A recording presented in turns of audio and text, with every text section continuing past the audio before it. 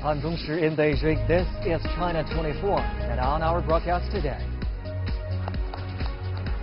Chinese President Xi Jinping makes a visit to one of the first European countries to join the Belt and Road. These violent activities and disturbances have caused major consequences for almost everyone in Hong Kong. A protester in Hong Kong gets shot by police. It's November 11th, and that means one thing in China: the country's mega e-commerce shopping day, Double 11. And a Chinese team takes the crown at the championships of a popular e-sports game.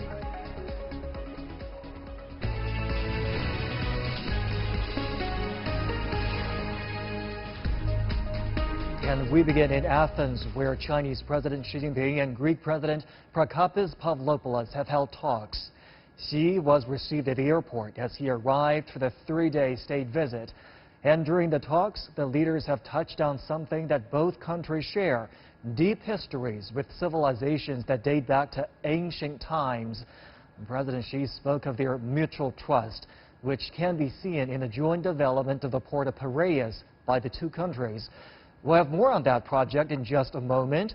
He also said the project sets an example of cooperation under the Belt and Road Initiative. The two leaders stressed the importance of working together on the Belt and Road Initiative during a press conference. Take a listen. Both sides see China and Greece as natural partners for building the Belt and Road. We would like to mesh the Belt and Road Initiative more closely with the development strategy of this country. We look forward to implementing cooperation plans in priority areas and to fully leverage the transshipment role of the port of Piraeus and to further strengthen the transportation capacity of the China-Europe Land-Sea Express Line. I'm sure we'll make the most of the Joint Committee on Economy and Trade and continually expand two-way trade and mutual investment, and to unleash the potential in energy, transportation, and financial cooperation. And this marks the important thing in the day. I'm talking about the signing of 16 government and business agreements between Greece and China and many levels and many different sectors. So this is a road that we've now opened, but this road will soon become a highway because our bilateral collaboration will become even stronger. And for more details, let me bring in our correspondent Nawi Jabarkil in Athens. Nawi, what more can you tell us about the meeting between the two presidents and what's coming next for this trip?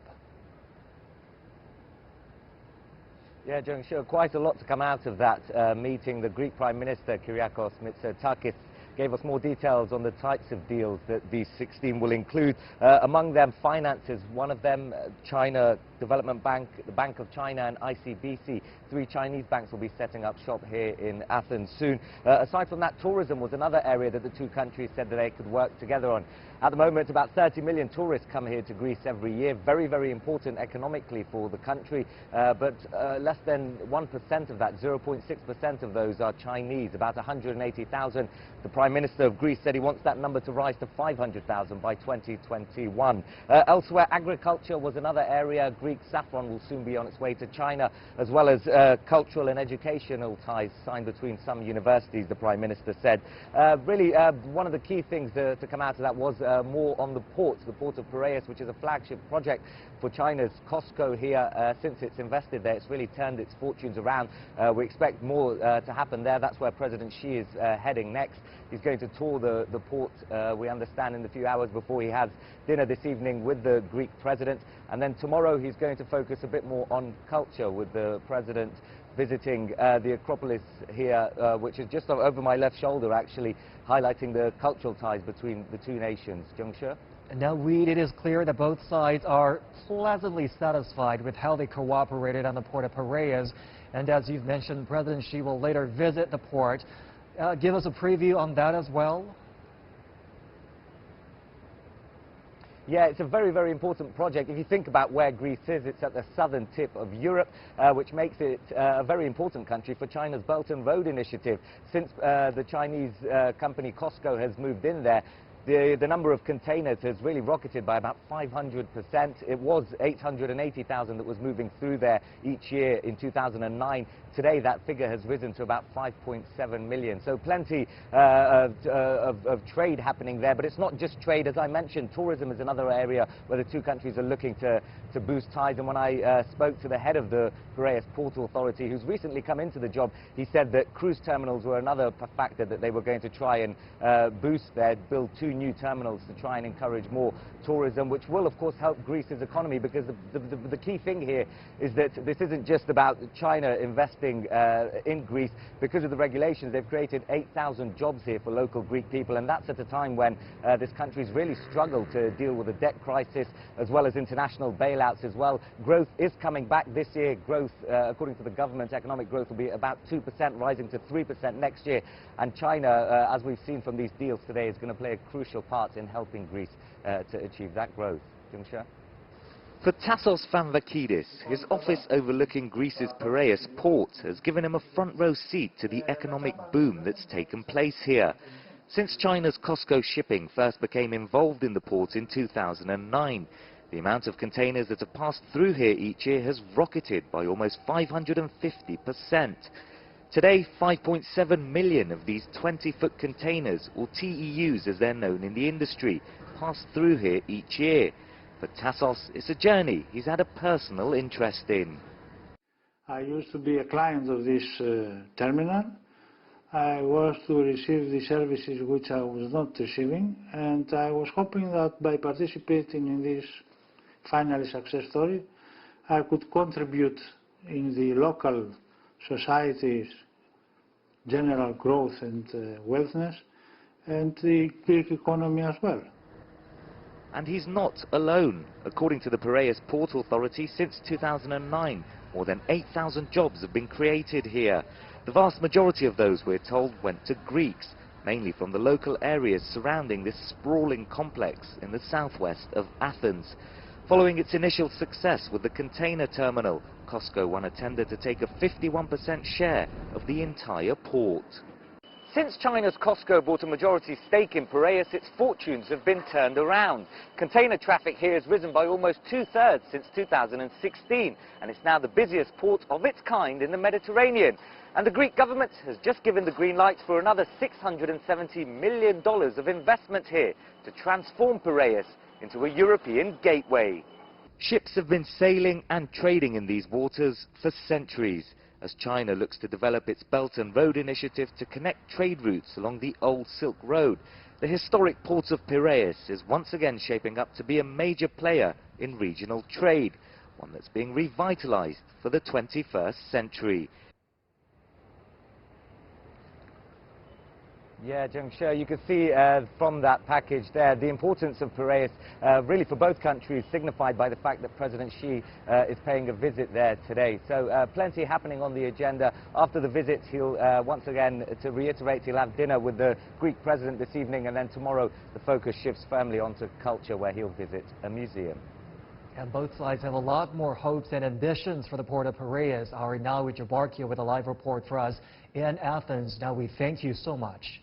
And now here are some more facts on the port of Piraeus. The port has been growing fast in recent years and comes as China has become the country's biggest investor. The port in southeast Greece bordered on bankruptcy several years ago. In 2016, Chinese shipping group COSCO took over management after buying a 67% stake in the port. And by this year, the port had risen to become the largest container port in the Mediterranean. The investment created at least 3,000 jobs and has generated over $300 million in income for the local economy every year. Recently, the country approved another investment plan for the port worth over $670 million. It's expected to create thousands of new jobs and further boost the Greek economy. I want to get you more perspectives on that project. I'm now joined by Liu Mingli with the China Institute of Contemporary International Relations. Mr. Liu, welcome to the program. Both sides, China and Greece, have taken a lot of pride in the port of Piraeus and in the way they have cooperated on this project. A good example of what can be accomplished under the Belt and Road Initiative. What has created this successful case? Yes, I think the Paris port is a successful example of win-win cooperation. I have visited Athens twice and then heard a lot of positive comments from local friends. They think highly of this port. I think first of all, the COSCO has brought very good management, which is needed for this port. We know the Paris port used to be a state-owned enterprises, and there are many plans about the management. But after the investment from COSCO, we have seen a lot of profit and lots of business coming because of the new investment. And second thing I think which is very important is that the COSCO has recruited a lot of local people there. I think the vast majority of the staff in this port is from local. I think that's why the local people think highly of it, because it helps the employment. We know there are concerns or complaint about Chinese investment. Something maybe Chinese investment they invest and just technology away, and it doesn't help the local economy. But we think the investment in Paris port, which helps the employment, helps the budget, it brings the profit. And I think that's why it's ranked first in the Mediterranean area. I think it is very successful. That is a great point, because Greece continues to struggle with a high unemployment rate there in the country, and cooperation between both sides helped Greece as it was caught up in the debt crisis, and this was acknowledged by Greek leaders in their meetings with President Xi today. And now, as Greece continues to recover and develop its economy, what continues to spur interests in working with China at this point? Yes, the situation has changed. We have observed that Greece is recovering from the crisis, but slowly. Yes, slowly, but it is a positive sign. But even though we have found that Greece still wants to cooperate with China, and the reason behind this is that China and Greece, they have political trust with each other. This trust is earned by the cooperation previously. With this trust, it's easy for them to make further cooperations because they know each other. And I think Greece is an economy with pragmatic economic policies. They see China's Belt and Road Initiative and China's economic omnibus from a positive way. They know that China is a more important market for them with new round opening up. And the Belt and Road Initiative, I think they will bring more business and bring more containers to the Greece, which is located in a very good place. It is evident that Greece has thrown its firm support behind China proposed Belt and Road Initiative. Thank you so much, Mr. Liu, for your analysis today. Two other news we're following for you on China 24. Hong Kong SAR Chief Executive Carrie Lam has given a statement on what is said to be one of the worst days of violence since protests erupted in June. Lam condemned what she calls the relentless destruction to society. She confirmed that one person who was reportedly trying to seize police officers' weapons was shot, and another person was set on fire by protesters, with both in critical condition. Lam said the government will never yield to such violence. Today, from the early hours till now, what the netizens have been mobilized and organized in the form of city-wide strike and social unrest has happened throughout Hong Kong. These violent activities and disturbances have caused major consequences for almost everyone in Hong Kong. People could not get to work, to school. They dare not even to come out on the streets, because even in the central business district, I want to appeal to everyone in Hong Kong to stay calm and refrain from taking part in any unlawful activities. If there is still any wishful thinking that by escalating violence, the Hong Kong SAR government will yield to pressure to satisfy the so-called political demands, I'm making this statement clear and loud here. That will not happen. Violence is not going to give us any solution to the problems that Hong Kong is facing. Our joint priority now, as a city, is to end the violence and to return Hong Kong to normal as soon as possible. The U.S. ambassador to China says his country still welcomes Chinese students to come study in America. They're having growing concerns in China over limitations being put in place as the two countries' trade war plays out. But the ambassador, Terry Branstad, in a letter to newspaper China Youth Daily, says the U.S. has no plans to make it harder for Chinese students to come to the country. The number of Chinese students going to study in the U.S. has shrunk since the trade war began last year. But last month at the White House, during a meeting with Chinese Vice Premier Liu He, U.S. President Donald Trump said it's only a rumor that America will close schools to China. A Chinese Foreign Ministry spokesperson responded. As an important part of the Sino-U.S. cultural exchanges, international students have long and effectively promoted communication and mutual understanding between the two countries. Recently, U.S. President Donald Trump and some high-level officials have said that Chinese students are welcome to study in America. We appreciate this, and more importantly, we hope the U.S. puts the positive attitude into practice. And this is China 24. We have much more still to come.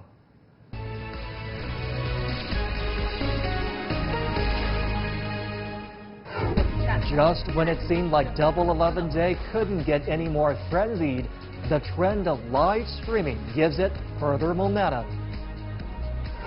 And the Double 11 excitement also is bursting through China's borders. Our reporter takes us to Malaysia. That's next on China 24.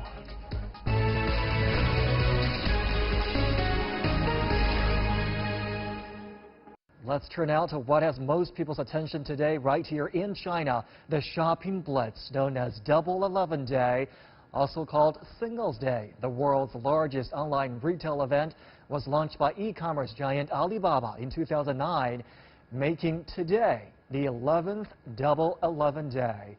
The name comes from the event's calendar day, November 11th. The 4 ones are a reference to single people, the initial target market of the Alibaba Promotional Day. Of course, it has now since become a festival for all shopping lovers. And this year, more than 200,000 brands, including 22,000 international and over 500 million users, are taking part. Sales jumped to $23 billion in the first 9 hours. Impressive. And that's equal to about 2/3 of its U.S. rival Amazon's online store sales in the latest quarter. Tmall sales reached 10 billion yuan, or $1.4 billion in the first 96 seconds. It hit 100 billion yuan in about an hour, down 40% from the previous year. And among the most popular products are clothes and daily necessities, such as skincare, health, and baby products. Brands including Apple, Dyson, and Lancome have already picked up 100 million yuan in pre-orders. The platform netted online sales of about $31 billion last year, far surpassing that of Cyber Monday and Black Friday, big shopping days in the large U.S. market. And live streaming has become a hot new promotional trend. According to Alibaba, half of online shops are live streaming their products on Double 11 Day. One of the hottest live streams has attracted more than 43 million viewers. And the legion of live streamers we just mentioned are having a big influence on what lands in people's digital shopping carts. And these individuals are finding a way to turn their consumer tips into a living. And it's not just here in China where they're finding an audience. Oh my God, 好好看哦! Oh my God, just buy it.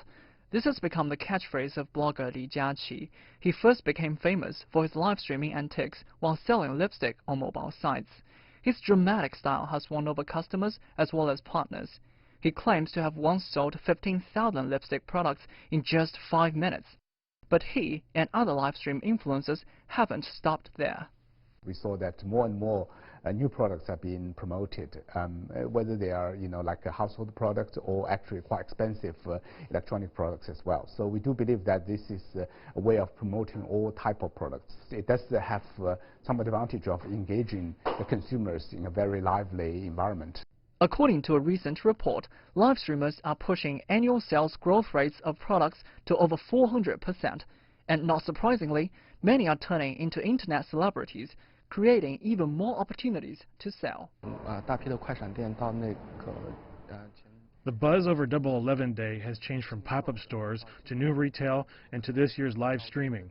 When we look for influencers, popularity and proximity to products are two focal points. China's creative live streamers have taken their energy abroad. Li Jiaqi, the lipstick live streamer, has gained fame in countries like South Korea, Japan and Thailand. His live streams are automatically translated into different languages via AI software. Also catching up with this internet fashion is Kim Kardashian, one of the influencer pioneers in the US. Last week, she did a live stream to launch her perfume on Tmall, one of Alibaba's platforms, while interacting with another popular Chinese live streamer.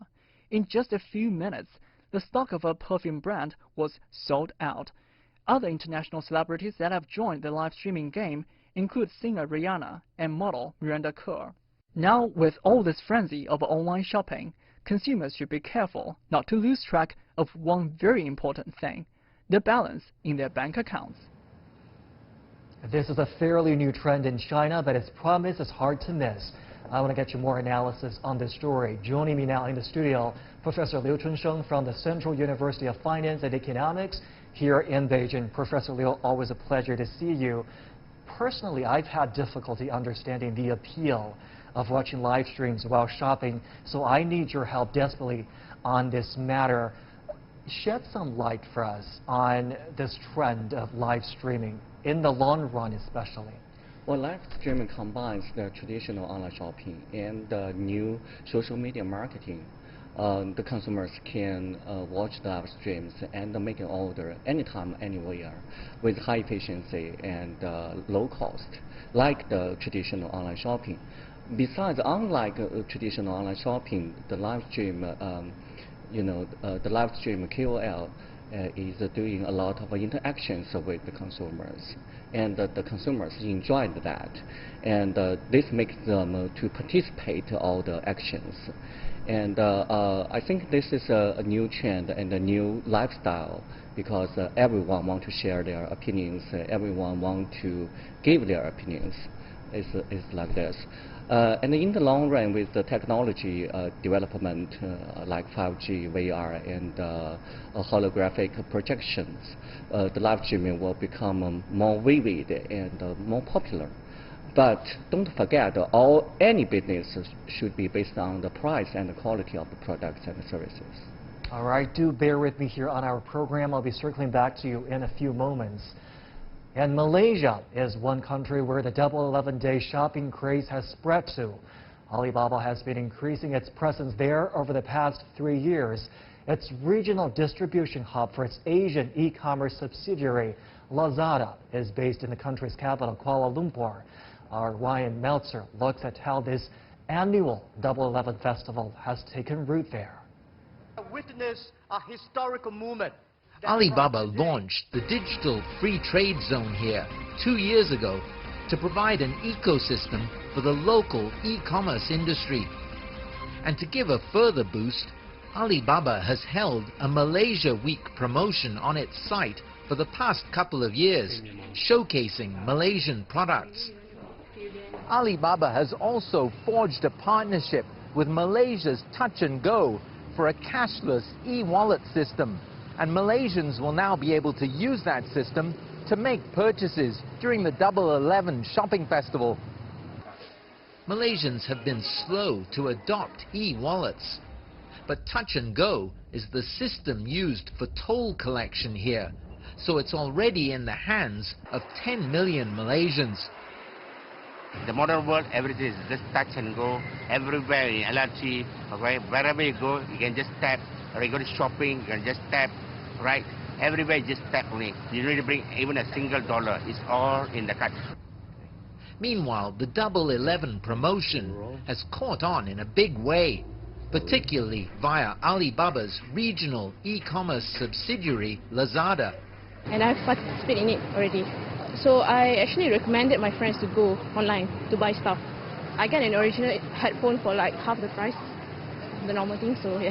I'll buy more, of course. Yes, it's already in my cart, just waiting for that day to come. In 2018, Lazada broke its previous year's sales record for 11/11 in just 9 hours. And this year should prove even more successful.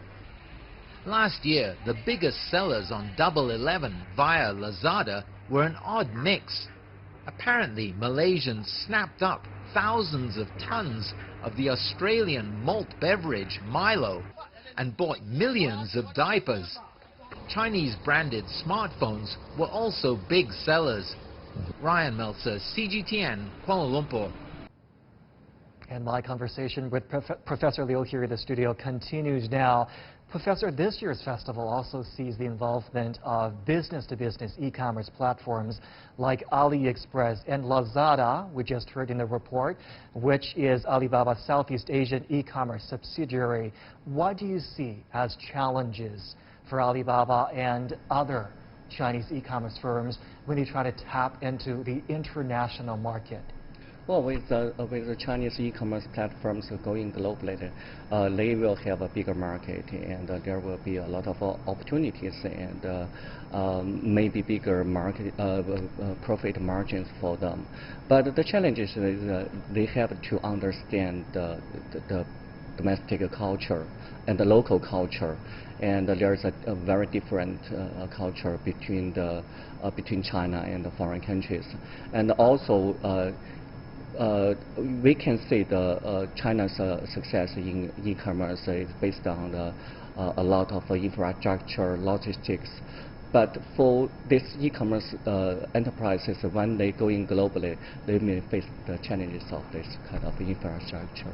And it's not just Chinese customers that are reaping the benefits of the many discounts that come with the Double 11 festival. We are getting reports that customers in the U.S., UK, Australia, and Japan are among the top overseas buyers this year. Of course, the domestic market here in China remains the focus for Alibaba when it comes to marketing this festival. But how can the firm also make use and take advantage of this growing global interest in Double 11 as well?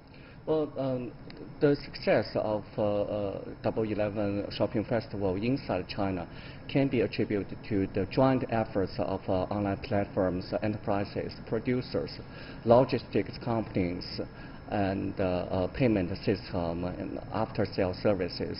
All these efforts together. It won't be easy, but all these efforts could be done globally. And for example, just recently, foreigners can use Alipay without a Chinese bank account, which will make it easier for them to access Chinese market. And AliExpress, like you mentioned, is cooperating with the local logistic companies to deliver their products. And Tmall is hiring foreign stars to promote their products. I think all these works can show its effect gradually in the future. All right, Professor Liu, always appreciate your insight. Thank you so much. Thank you. And you're watching China 24, still to come.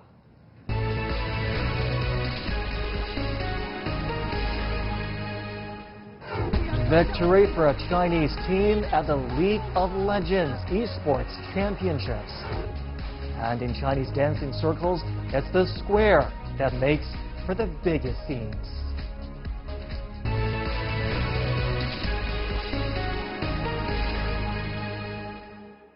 Hi, I'm Wang Hui. Let's see what's trending in the country's social media. We start your day with this. Look at this. Does this look like a video game arena? Actually, it's the Electronic Sports Lab of Shenyang City University. It's in the Shenyang city of Liaoning province in the northeast China. The university has just started this class, and it has attracted many students.